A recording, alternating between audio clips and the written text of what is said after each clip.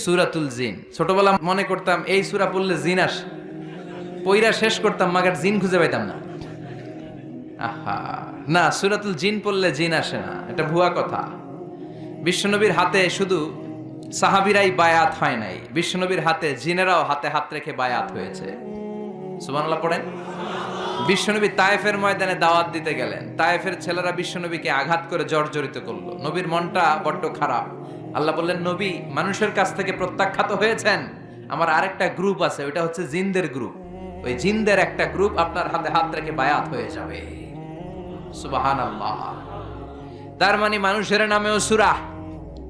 কি সুন্দর চ্যাপ্টার। সূরাকে ইংরেজিতে বলে চ্যাপ্টার। আমি মাঝে মাঝে চ্যাপ্টার বলে ফেলবো তো, যেন আপনারা বুঝেন সূরাকে ইংরেজিতে কি বলে। তাহলে বলেন তো, কোরআনে কয়টা চ্যাপ্টার আছে?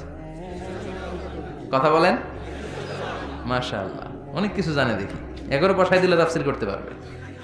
কি সুন্দর আমাদের দেশ। শীতকালে এত ওয়াজ শুনছি, হ্যাঁ, এত ওয়াজ মানুষরা শুনে, এক একজন এক একটা মুফাসসিরে কোরআন। আলহামদুলিল্লাহ কইবেন না? পৃথিবীর কোন দেশে এত মুফাসসিরে কোরআন নাই, আল্লাহর কসম। এত কোরআনের বয়ান নাই, এত কোরআনের মাহফিল নাই, কোরআনের জন্য এত